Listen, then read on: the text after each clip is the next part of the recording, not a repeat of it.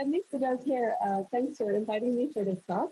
It's a little bit of a non-scientific talk. It will be about my experiences in co-organizing a digital virtual spring school on biomedical visualization, and also sort of maybe inspiring and even encouraging us to also think about, is this something we should do for MMIV? Why yes, why no? We can also discuss it over waffles if we're running out of time, okay?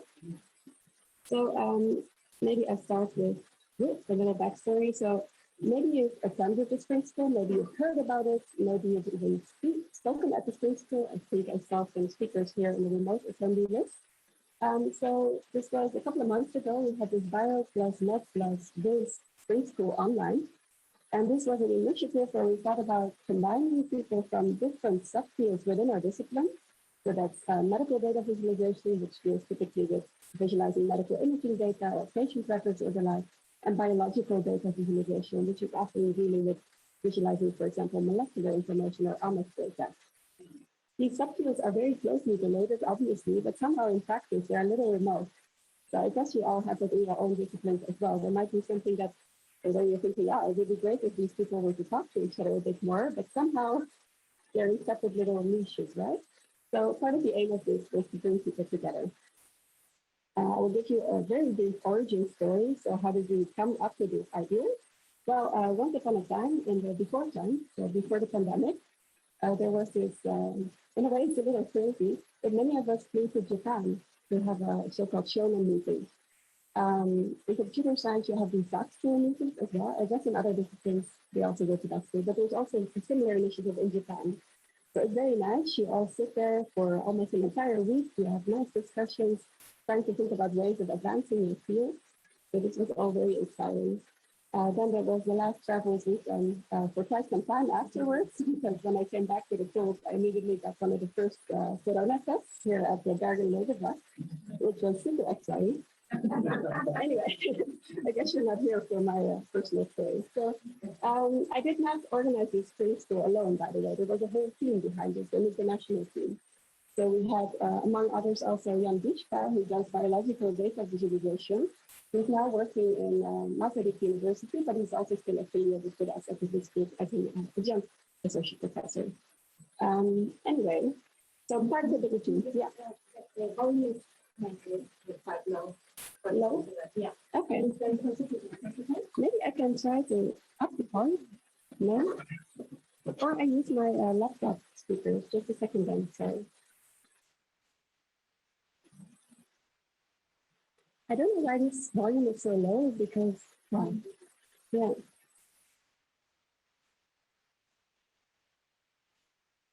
Of course, I cannot find my Zoom window right now because it's on the other screen.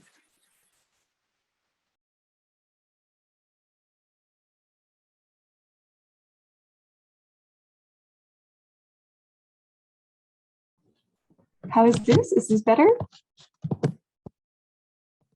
Yeah, better. Okay, so that's my laptop microphone, which apparently outperforms this Logitech deal here on the desk. All right, good to know. I'm sorry about the audio difficulties earlier. Yeah, so before we started the spring school, we had a couple of meetings, of course, to discuss what we would be doing. So our common idea that we're basing ourselves on, that's we wanted to have this shared platform for educational material in biomedical visualization, right? In Corona times, everyone moved their teaching online, and there were many recordings of lectures. So we thought, why not have them on a shared platform so that everyone can access and benefit from them, right? Lecturers worldwide, they were putting in a lot of effort to prepare their lectures in a new way. So why not take advantage of this effort? We also thought of a couple of other options. We could do a seminar series like we have here at MMIV. Maybe we invite a virtual speaker once every month and we keep that recording and then we build up from there. So every week we would have a new video that we could have. We could do a massive open online course, right? That's a lot bigger initiative, a MOOC. Then we thought, why not a spring school? As everyone was anyway sitting in their homes, speakers would be easily available. They could stream from their own homes. And also the attendees, they could easily attend the talks and engage with the discussion. And we had a little think about for whom should this spring school be? Is it something that should be for everyone? Should it be targeted at researchers only, PhD students, master students? Is it more something for even bachelor students to inspire them to come to study biomedical visualization? we decided on why not both? At least master students and PhD students were our audience. Then we had to think about, do they need any pre-knowledge before this spring school? Is there anything they need to know before they can listen to the lecture? We decided on no, because that would be easiest. We would be able to capture a larger audience. By the way, it's not true that at every university courses like these are taught, right? This is a very niche field within a niche. So you can imagine that here in Bergen, we're quite lucky, but other places you might not be. We also thought, how many people can we expect? Well, we have the VCBM workshop, and that typically attracts around 50 people when it's in person. So we thought, okay, we might attract 50, right? We were proven wrong later on. So what did we decide to organize? Well, we wanted a week full of excellent lectures by leading experts in biomedical visualization from all over the world. So we weren't shy about this. We asked like the top in our field. So Tamara Munster, who wrote the book on visualization, we asked her and she said yes. And I was like, oh. Because people were excited about the initiative, they were willing to put in extra time to do this, right? So as soon as you have an idea that is exciting and convincing, don't be shy to ever talk to like the top of your field. Just send them an email. What's the worst that can happen? They say no, and you're like, okay, then I guess not, right? So don't be shy about that. Then in addition to lectures, we also had some additional content like mentoring sessions. People could bring their visualizations and have them critiqued by experts. There was also one on how to succeed in doing a PhD by Eduard Bruller, otherwise known as Meister. This was highly popular. People all want to know how to succeed in your PhD, right? So that was a good one. And then we had some practical tutorials as well. Like I think the talk before us just now was also very practical. Like how can you code something? How can you do something? So I think this was a nice mix. We had also experts from clinical practice and industry, but this was not a very large component of this one because we had a pretty full program. A little bit about the technical setup.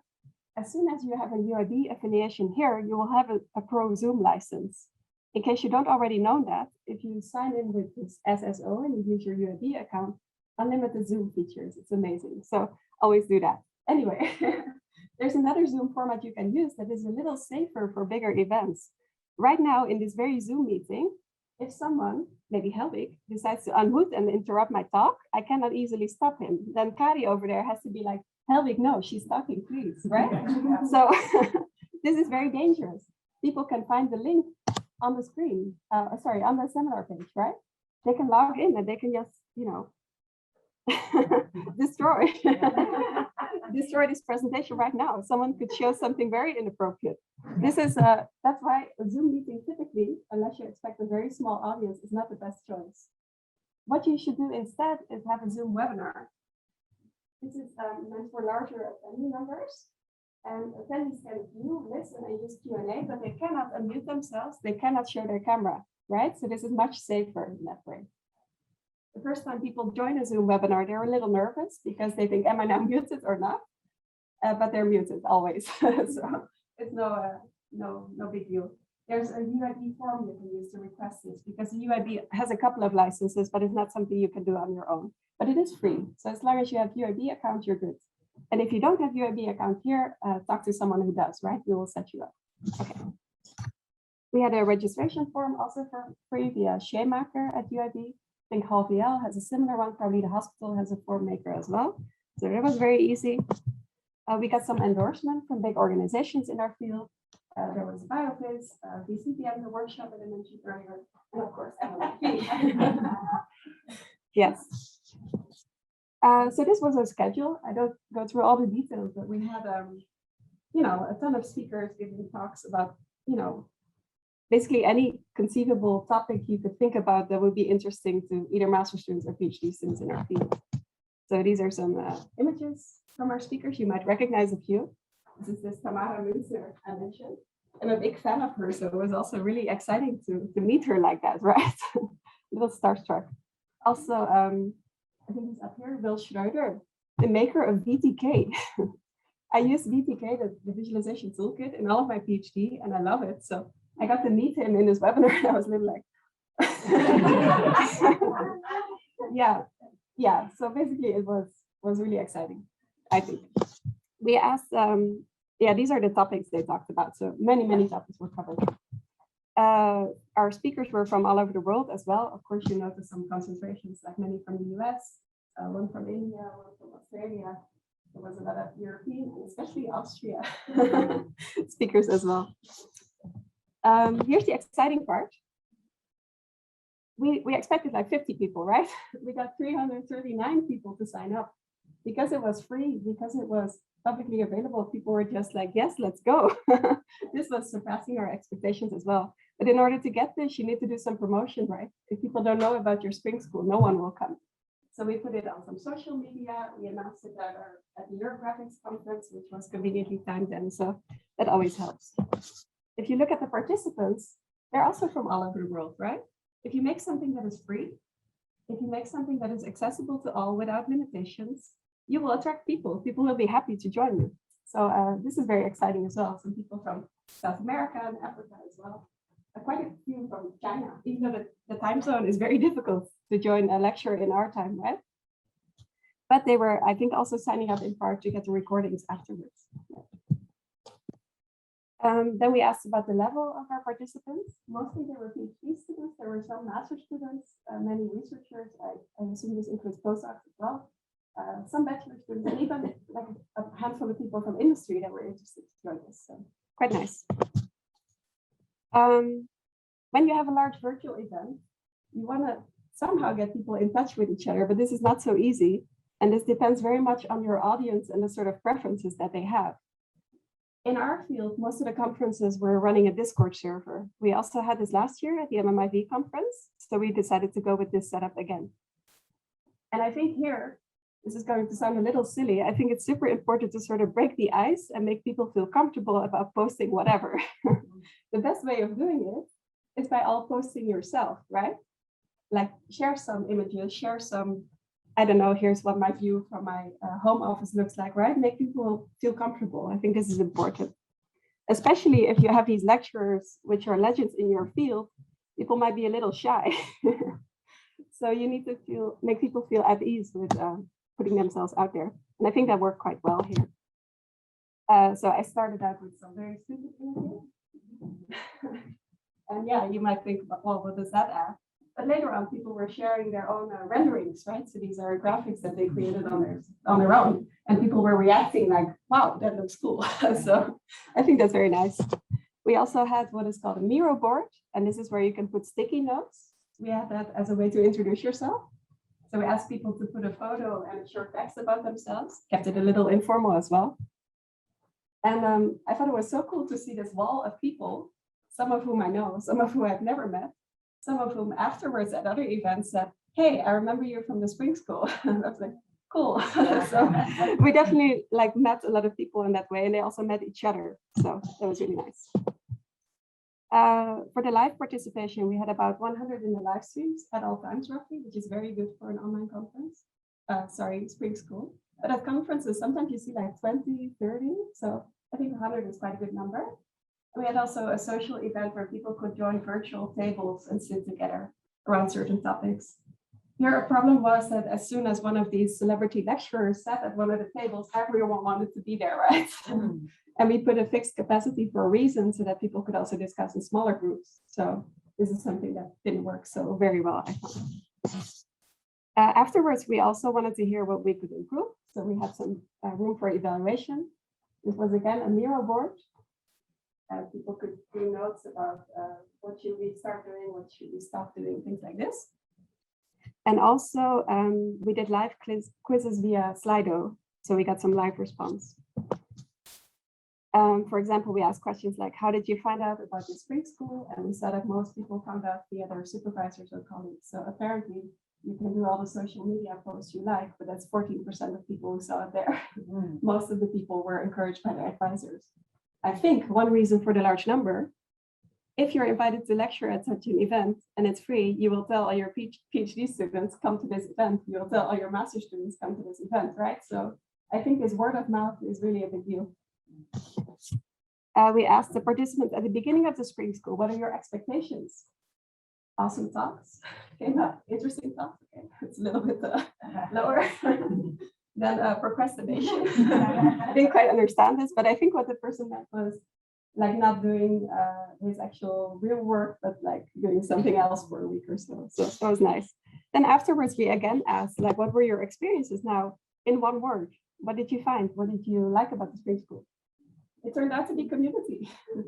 So they came here for the in-stream talks, but afterwards they felt like they met their community and they felt like a part of something. Yeah, I get a little excited and almost emotional about it, but I really thought this is cool because we need to be a community, right? Here at MMIV, we're a community, right? You're in your own research field, you have a community, but you have to make this this feeling somehow. It's not so easy, but I think with this one, we sort of managed. So afterwards, we kept the Discord online because many materials were also shared there. Job announcements were made. I made a Twitter list, so if people want to follow that list, they immediately follow the 61 people who are on that list. We also have an MMIV list, by the way. If you're not on there, get in touch. And also, Sherin Sugathan, who you know from here, did a lot of video editing. So all of the recordings were very nicely edited and put onto a YouTube channel. So they look a little like this. So they have a little intro screen, there's some music, and then you see the talk. Very professional. So very grateful to Sherin for this. You can also see this quality reflected in the subscriber count. So these are my YouTube accounts. Well, not all mine, but the ones I'm the admin for. So we have the Veritas group with 10 subscribers. We have MMIV with 25. Then we have Biometrics with 81. 81 people immediately wanted to keep following this, right? Okay, we're almost out of time, so I'll go a little bit quicker now. When you think about organizing a spring school, any sort of season school, think about what is already out there. Who is your audience? How can you reach them?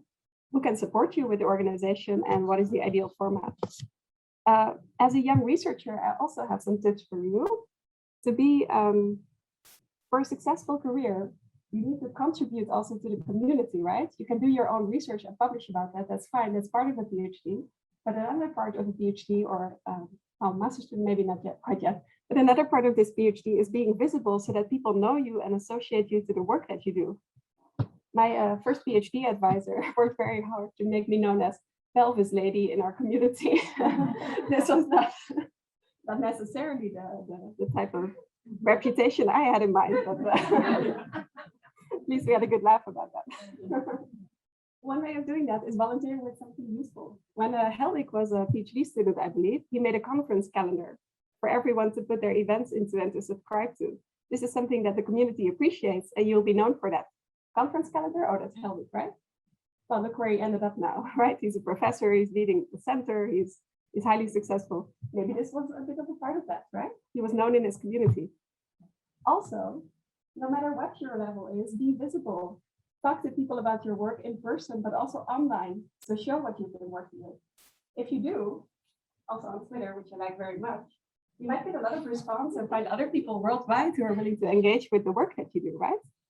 If you do anything for MMIV and you tag at Bergen MMIV, we have a quick way to share it to our website. So that's very important as well. As we are exactly out of time, the most important part of this should probably be relegated to the waffle time. But that is, should we have an MMIV spring school? Because I know many of us are involved in teaching in other spring school of other people, right? There's a Digitaal Lead, I think Arvid maybe, Alexander at least, are involved in. I do some teaching for Norbis I've done. We're all over the place teaching for other spring schools and things. Should we also have our own MMIV one? Because what is the strength of MMIV? I think it's our interdisciplinarity. I'm beginning to sound very persuasive. No, sorry. Getting really into it. No, but we have something that very few research groups worldwide have. We have very different skills and we can all learn from each other, right? If I want to learn radiology basics, wouldn't it be the best person to learn from? Maybe Kari here, right? She could teach me about how she interprets these cancer imaging data. If I want to learn about machine learning, we have expertise in that. We have so many different physics, all sorts of backgrounds coming together. So maybe if we organize something like this, we can, first of all, learn from each other and also worldwide attract attention on what we're doing and how unique and special and amazing we are.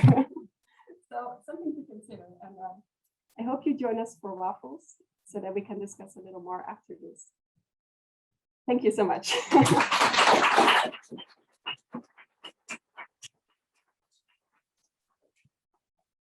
For our remote attendees, I'm sorry, but I guess we won't be taking questions right now here.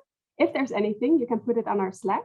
I'd be happy to read it and discuss further there. But for now, we're going for physical waffles, which unfortunately we cannot invite you to. Thank you all so much.